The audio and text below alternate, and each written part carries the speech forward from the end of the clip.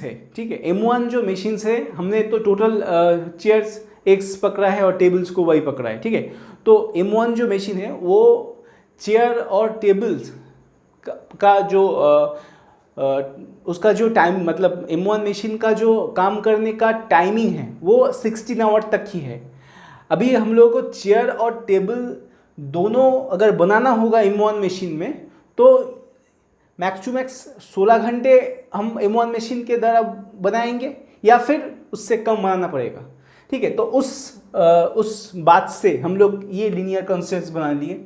M2 का वही सिलसिला है, वही हिस्सा है कि वहाँ पे भी एक M2 मशीन्स का एक टाइम लिमिट दिया हुआ है, ठीक है, कि जो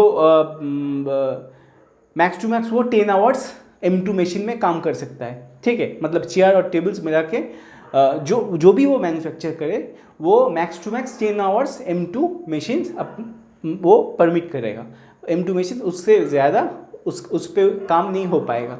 तो ये चेयर और टेबल मिलाने का मतलब चेयर बनाने का टाइमिंग और टोटल टेबल बनाने का timing max to max M2 machines के लिए क्या होगा, 10 आवर्स होगा या उससे कम होगा, ठीक है।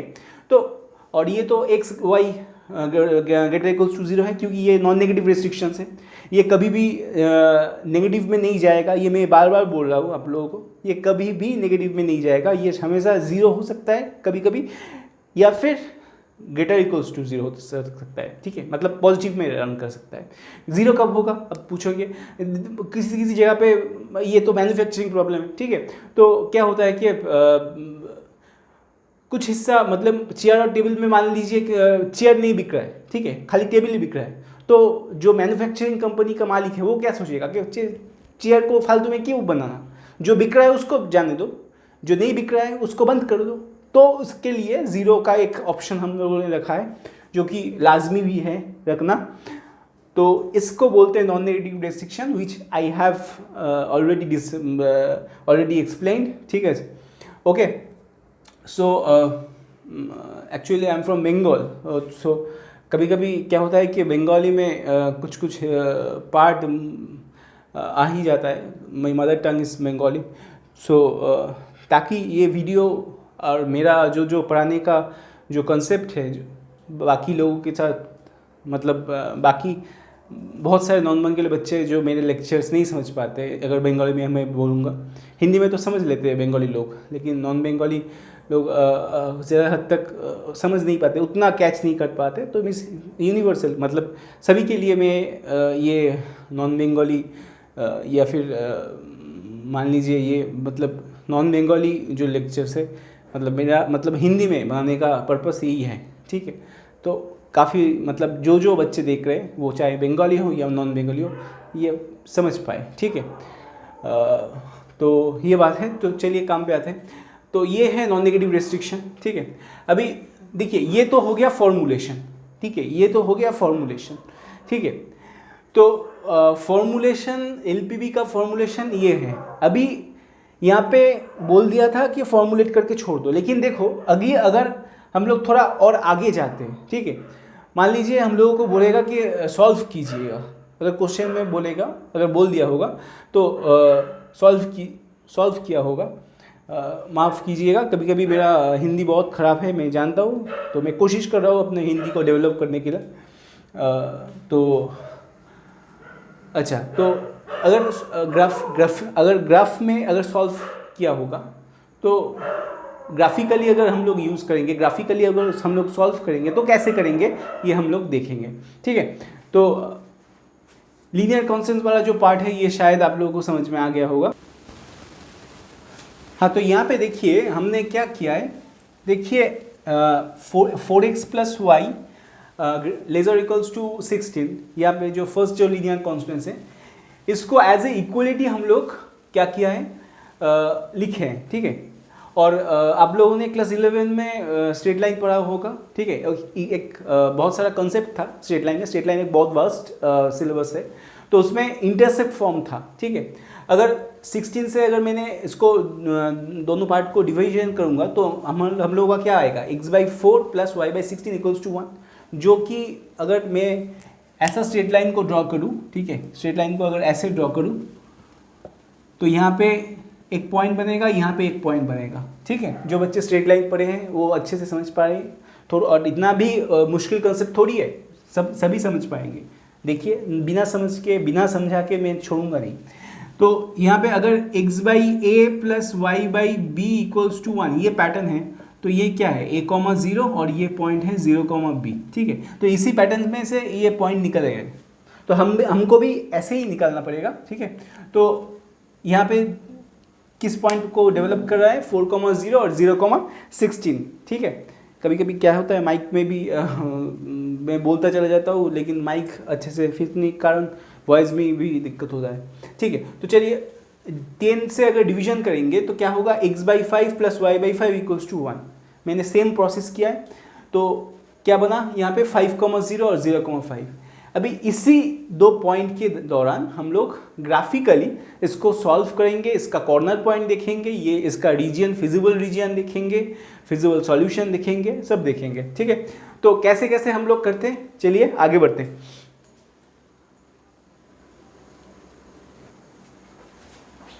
यहाँ पे देखिए जो पॉइंट हम लोगों ने खींचा है, ठीक है, हम लोगों इस इक्वेशन को एज ए इक्वलिटी के थ्रू हम लोगों ने जो पॉइंट मिला है, एक तो 4,0 0,16, एक तो 5,0 0,5, ठीक है। तो इसको हम लोगों ने क्या किया है कि हम लोगों ने ग्राफिकली प्लॉट किया है, ठीक है। हालांकि हम लोग मतलब हम इसको हाथ से खींचे इस लाइन को, आप लोग बिल्कुल भी ऐसा नहीं कीजिएगा, ये हमेशा स्केल और पेंसिल या फिर पेन से इसको करिएगा तो लाइन सीधा होगा, ठीक है। मेरा आड़ा टेढ़ा हो गया, ठीक है, मैं खाली समझाने के लिए आप लोगों को ये रफली एक स्केच बनाऊं, लेकिन आप लोग हमेशा ये याद रखिएगा, ये हमेशा यूज़ के स्केल और पेंसिल से करना होता है, ठीक है। स्कूल में भी और घर पे जब प्रैक्टिस कीजिएगा तब भी, ठीक है। तो देखिए समझाने वाली जो मतलब मेन मुद्दा जो है, तो हम लोगों ने 4x प्लस वाई मतलब इससे पॉइंट क्या पाया, 4,0 0,16। तो इन दोनों पॉइंट को हम लोगों ने ज्वाइन किया है, जिससे हम लोगों को क्या मिला, ए बी एक लाइन मिला, ठीक है। फिर यहाँ से क्या मिला, 5,0 0,5 क्या मिला, सी डी लाइन मिला। अब देखो दो लाइन एक पॉइंट को इंटरसेक्ट कर रहा है, देखो यहाँ पे ध्यान दीजिएगा, यहाँ पे ध्यान दीजिएगा, 0, यहाँ पे देखिए पी को पी पॉइंट पे देखो इंटरसेक्ट कर रहे हैं, ठीक है। तो जो इंटरसेक्शन है, ठीक है, जो इंटरसेक्शन है ये यहाँ पे, ये जो इंटरसेक्शन वाला पॉइंट है, ये पॉइंट तो हम लोगों को पता नहीं क्या है, तो क्या करना पड़ेगा, दो लाइन अगर ऐसे कट करेगा तो बीच का जो इंटरसेक्शन पॉइंट होगा वो कैसे हम लोगों को बनाया जाता है, दो लाइन का इक्वेशन, मतलब इस लाइन का इक्वेशन और इस लाइन का इक्वेशन, दोनों को सॉल्व कीजिए। सॉल्व करना तो आता है ना, ज़रूर आता होगा। तो दोनों को सॉल्व करने के बाद हम लोगों को पी पॉइंट हम लोगों को मिल जाएगा, ठीक है। तो दोनों को सॉल्व कीजिए, चलिए अभी कॉपी पेन लेके दोनों को सॉल्व कीजिए और मुझे बताइए कि सॉल्व क्या बना।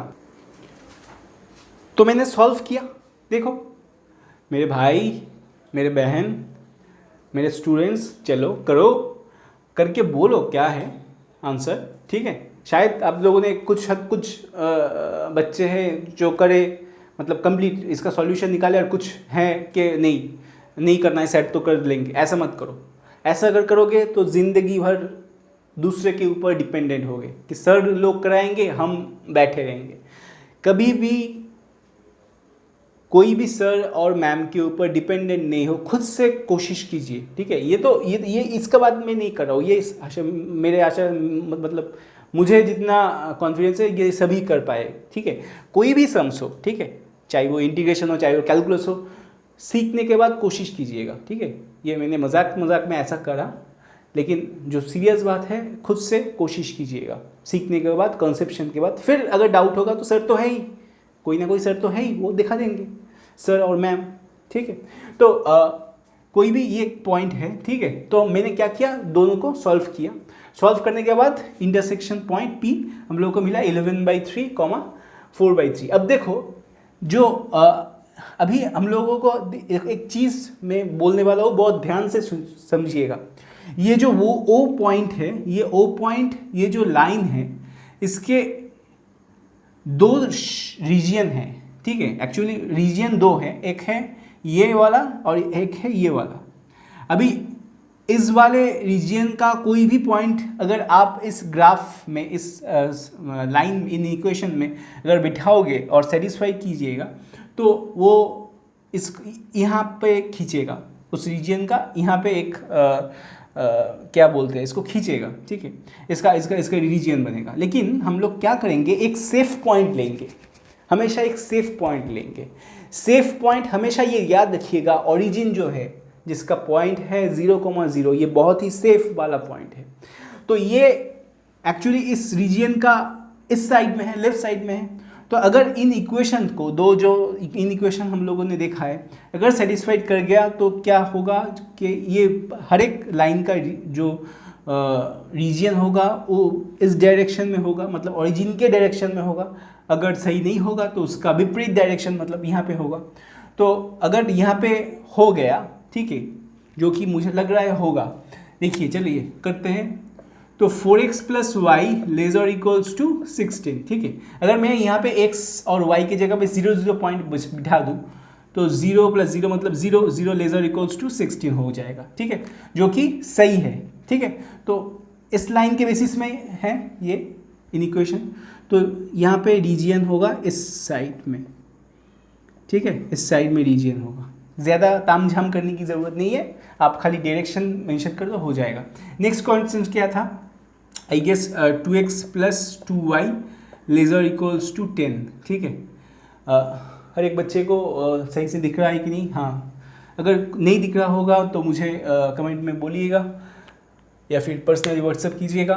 2x + 2y ≤ 10, ठीक है। तो x और y को अगर 0 0 0 पॉइंट में अगर हम लोग इसको सेटिस्फाई करेंगे तो क्या होगा, 0 ≤ 10, जो कि ये भी सही है। हाँ कि नहीं, बोलो सही है कि नहीं? तो अगर 0 सही है तो किस लाइन के बेसिस पे, इस लाइन के, सीधी लाइन के। तो इसका O पॉइंट अगर इस यहाँ पे बिठाया है तो O का पॉइंट सेटिस्फाई कीजिएगा तो ये लाइन क्या होगा, अंदर खींचेगा ना, तो इस डायरेक्शन में खींचेगा। जो लास्ट वाला जो लीनियर कॉन्स्टेंट है जिसको हम लोग नॉन नेगेटिव रेस्ट्रिक्शन बोलते हैं, वो क्या है, x, y ≥ 0, जो कि x ≥ 0 क्या होगा, इस डायरेक्शन में होगा, ठीक है। y = 0 क्या होगा, इस डायरेक्शन में होगा, ठीक है। मैं ज़्यादा मतलब इस पर भीड़ भाड़ नहीं करना चाहता, ठीक है, ताकि आपको समझ में आए। अब देखो यहाँ पे एक बाउंडेड शेड बन गया, यहाँ पे एक बाउंडेड रीजियन बन गया, जो कि मैं अगर नाम दूँ यहाँ पे ई पी तो पहले से ही है, और इस पॉइंट को F, E P F O, E P F O, ठीक है, ई पी एफ ओ, ई दोबारा से रिपीट कर दे ताकि आपको लगे ये एक बाउंडेड है, ठीक है। ई पी एफ ओ ई जो कि बाउंडेड है, इसको थोड़ा डॉटेड मार दो, ठीक है। तो ये जो रीजन बन गया ना, ये जो रीजन बन गया, ये हो गया फिजिबल रीजन, और इससे जो सॉल्यूशन निकलेगा ये होगा फिजिबल सॉल्यूशन, और जो बाहर का रीजन है ये होगा इनफिजिबल रीजन, ठीक है। ये इसका नाम है इनफिजिबल रीजन, जो यहाँ पे उतना महत्व नहीं है। तो मैं आशा कर सकता हूँ क्या ये दिमाग में घुसा, दिमाग तक घुसना चाहिए, ठीक है, ऐसा ना हो कि टेंजेंट होके निकले।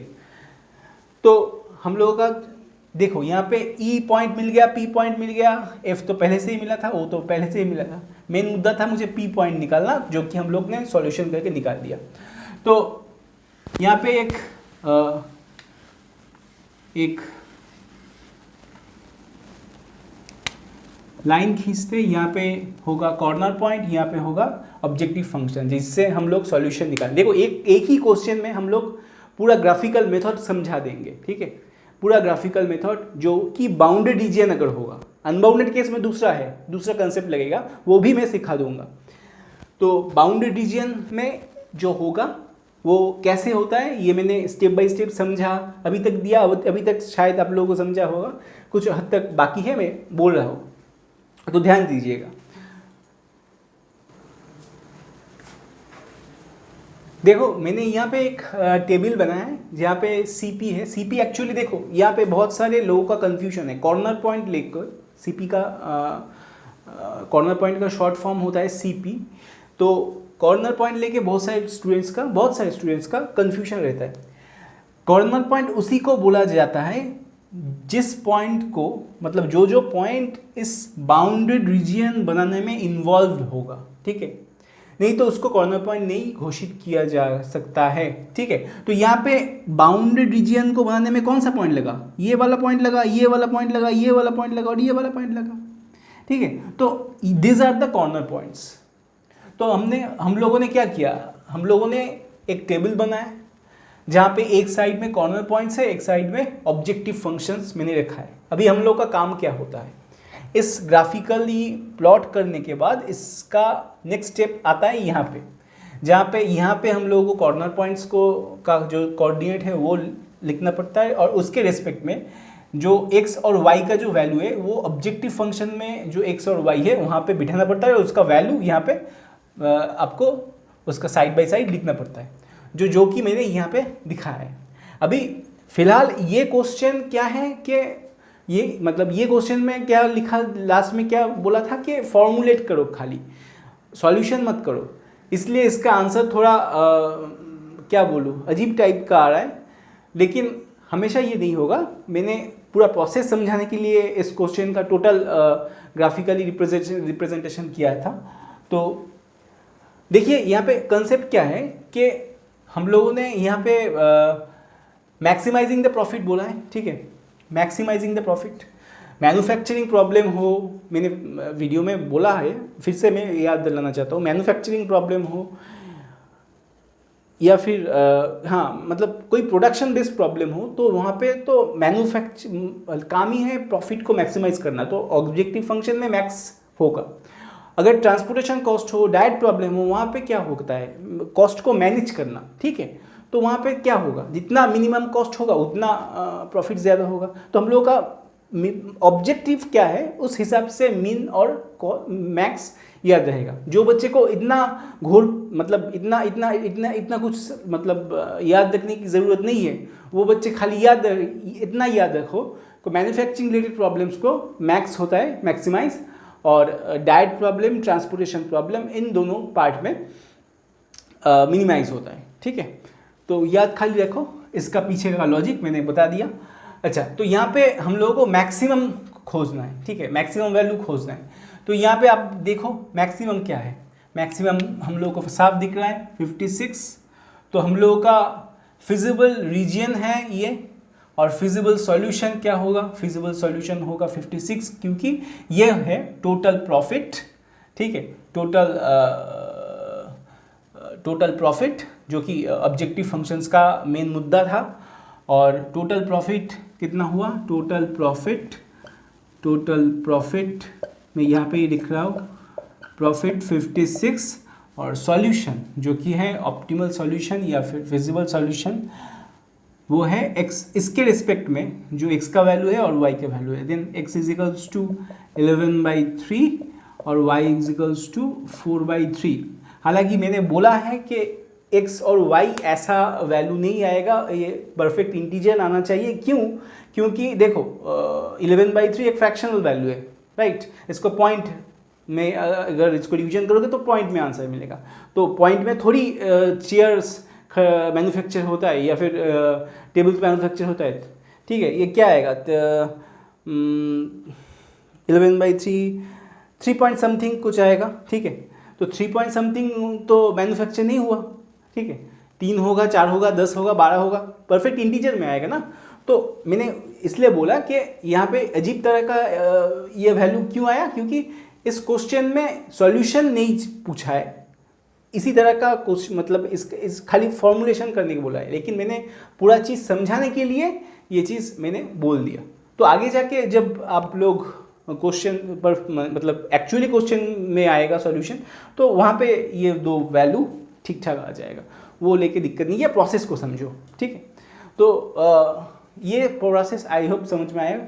मैं अब थोड़ा एडवांस में जाऊँगा, ठीक है, कि ये तो बाउंडेड रीजन का केस हुआ। अगर अनबाउंडेड रीजन का केस हुआ, देखिए अनबाउंडेड रीजन का केस में दो चीज़ होता है, एक होता है यूनिक सॉल्यूशन, और एक जो होता है, जो खराब चीज़ होता है कि अनबाउंडेड में भी सॉल्यूशन होता है, जो कि होता है मैंने अभी बोला यूनिक सॉल्यूशन। और कभी कभी ऐसा भी होता है, आप लोग ग्राफ टफ करके देखिएगा कि अनबाउंडेड मिला, आप खुशी खुशी सॉल्व करने गए, लेकिन कुछ सॉल्यूशन ही नहीं है, कुछ एग्जिस्टेंस ही नहीं है, ऐसा भी होगा। तो चलिए देखते हैं आगे जाके, ठीक है। तो क्या क्या करते हैं आप यहाँ पे ये नोट कीजिए पॉज करके। अभी देखिए यहाँ पे एक क्वेश्चन दिया है, ठीक है। वर्ड रिलेटेड प्रॉब्लम तो देगा, कभी कभी स्ट्रेट कट एक कुछ टाइप आपको दिखने मिलेगा। एक तो वर्ड रिलेटेड प्रॉब्लम, एक जो लीनियर कॉन्स्टेंट्स बनाया हुआ होगा क्वेश्चन में, आपको खाली ग्राफिकली सॉल्व करना होगा। तो यहाँ पे बोला है कि solve graphically the LPP min Z 3x + 2y subject to ये लीनियर कॉन्स्टेंट्स दिया है। अभी आपको क्या करना होगा, ग्राफिकली इसको सॉल्व करना होगा। सॉल्व बोला है तो ये कैसे करेंगे हम लोगों को ग्राफ करने के बाद पता चलेगा कि देखो पहले तो ग्राफ करना पड़ेगा, फिर बाउंडेड है कि अनबाउंडेड है, फिर बाद में डिसाइड किया जाएगा। सही है कि नहीं बोलो, बाउंडेड है कि अनबाउंडेड है, फिर बाद में डिसाइड किया जाएगा। तो ग्राफ बना देखो यहाँ पे मैंने जो इनइक्वेशंस को लिखा है, ठीक है, उस इनइक्वेशंस के रिस्पेक्ट में एज ए इक्वलिटी हम लोगों ने जो जैसे मैंने पहले किया था, हर पॉइंट को मैंने लिखा है, इसके रिस्पेक्ट में ये पॉइंट और ये पॉइंट। और क्योंकि मैं दोबारा बोल रहा हूँ, मैं यहाँ पे स्केल से हमेशा ड्राइंग कीजिएगा, नहीं तो ऐसा हालत हो जाएगा मेरा जैसे हुआ, ठीक है। जब लाइन खींचा वो आड़ा टेढ़ा हो गया, जो कि नहीं होना चाहिए। खाली मैं जो कंसेप्ट समझाने की कोशिश कर रहा हूँ वो समझिए, ठीक है। बाकी लाइन तो आपका स्केल से सीधा हो जाएगा। तो देखिए यहाँ पे 7, 0, 0, 14 हम लोगों ने यहाँ पे प्लॉट किया, उससे ए बी निकला। मैंने अलग अलग स्ट्रेट लाइन में मेंशन किया है कौन सी इनइक्वेशन के रिस्पेक्ट में मैंने किया है। सी डी वहाँ पे भी इनइक्वेशंस के रिस्पेक्ट में मैंने पॉइंट के रिस्पेक्ट में मैंने लाइन खींच दिया। ई एफ भी वही है, इनइक्वेशन के रिस्पेक्ट में मैंने लाइन खींच दिया, जो कि ई एफ मिला हम लोगों को। अभी जो मुद्दा है कि देखिए मैंने क्या बोला कि ओ एक सेफ पॉइंट है, हालांकि ऐसा कि नहीं है कि हमेशा ओ लेना होगा, ठीक है। ये मेरा मानना है, या ज़्यादातर सर या मैम का भी मानना है होगा शायद, कि ओ एक सेफ पॉइंट है जो एक जगह पे फिक्स्ड है। वो डिसाइड करता है कि रीजन का जो डायरेक्शन होगा या इधर होगा या इधर होगा। और अगर कोई ऑल्टरनेटिव आप सोचना चाहते हो तो इस पोजीशन का कोई भी पॉइंट उठा के देख लो, या फिर इस पोजीशन का कोई भी पॉइंट उठा के देख लो, ठीक है। कभी कभी ज़रूरत भी होता है, ठीक है। तो दूसरा पॉइंट निकालने का, ठीक है, वो जब कभी कभी हायर क्लास में ये चीज़ लागू भी होता है, ठीक है। कभी कभी लगता है ये। तो मैं अभी 0 पॉइंट से आप लोगों को समझाने की कोशिश कर रहा हूँ, क्योंकि ताकि आप ये पूरा प्रोसेस समझ पाओ, ठीक है। तो अभी जो लाइन खींचा, मुद्दा यह है कि ये पी पॉइंट को हम लोगों ने निकालना है। अभी पी पॉइंट निकालना तो कोई बड़ी बात नहीं है कि ए बी और सी डी लाइन का इंटरसेक्शन का पॉइंट है, इंटरसेप्टिंग पॉइंट है पी। तो उस दो इक्वेशन एक्चुअली है, उसको एज ए इक्वलिटी ट्रीट करके उसका सॉल्यूशन निकालो, पी निकल जाएगा, जो कि हम निकालने वाले निकालेंगे। जो मैं ये बोलना चाह रहा हूँ कि 0 जो पॉइंट है, देखो 0 जो पॉइंट है, ये अगर हम लोग फर्स्ट इक्वेशन में बिठाएंगे तो ये देखो सेटिस्फाइड नहीं कर रहा है। 0 कभी भी 14 से बड़ा नहीं होगा। यहाँ पे भी सेकेंड इक्वेशन में भी 0 कभी 22 से बड़ा नहीं होगा। थर्ड इक्वेशन में भी बड़ा नहीं होगा। तो डायरेक्शन कहाँ जा रहा है, 0 की इस तरफ आ रहा है क्या इस तरफ आ रहा है, एकदम बिल्कुल इस तरफ। तो उस हिसाब से डायरेक्शन दे कुछ इस तरह दे रहे हैं हम लोग, ठीक है। डायरेक्शन यहाँ पे डायरेक्शन, ठीक है। x greater equals to 0 यहाँ पे, y greater equals to 0 यहाँ पे। तो ये आप लोग पॉज करके लिख लीजिएगा, ये मैंने समझाने के लिए आप लोगों को यहाँ पे लिखा हुआ है, बाकी मैं रब कर दे रहा हूँ, ठीक है। अभी हम लोगों को चाहिए, देखिए अभी कॉर्नर पॉइंट क्या बना, ये सोचने की बात है। कॉर्नर पॉइंट क्या बना, कॉर्नर पॉइंट अगर हम लोग रीजियन के बारे में सोचेंगे तो ये है रीजियन जो कि है अनबाउंडेड।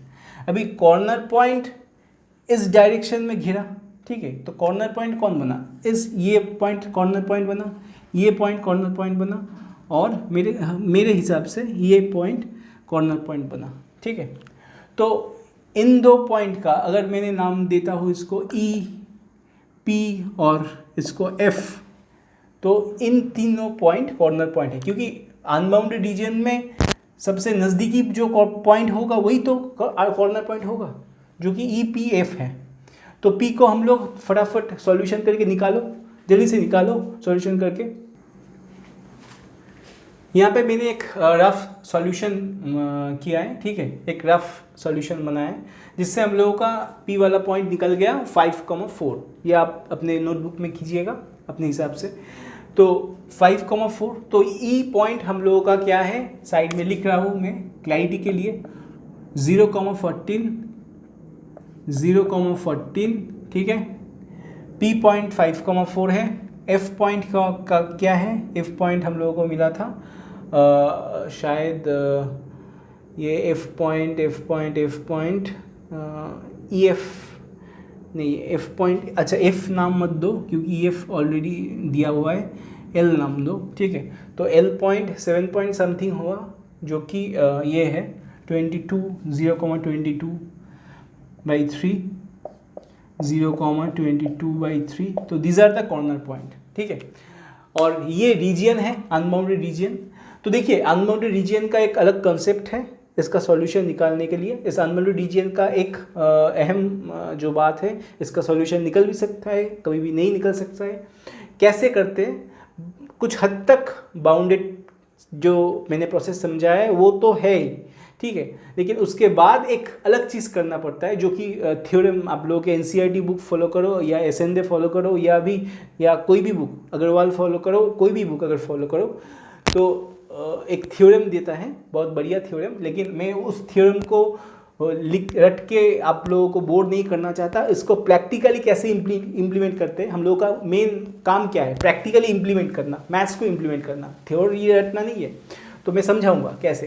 तो पहले तो हम लोग ये कॉर्नर पॉइंट तीनों मिल गया। अभी हम क्या करेंगे, यहाँ पे हम लोगों को वो टेबल बनाना है सीपी और यहाँ पे ऑब्जेक्टिव फंक्शंस, वही करेंगे। तो यहाँ से पॉज करके लिख लो। देखो एक हड़बड़ी में, मतलब हड़बड़ी एक ही चीज़ का मुझे लगता है, मतलब मेरा माइंड में यही चलता रहता है कि स्टोरेज ना फुल हो जाए, आधा बोलते बोलते पॉज ना हो जाए वीडियो, ठीक है। तो इस चक्कर में यहाँ पे थोड़ा बहुत शायद मुझे लगा कि गलती हुआ।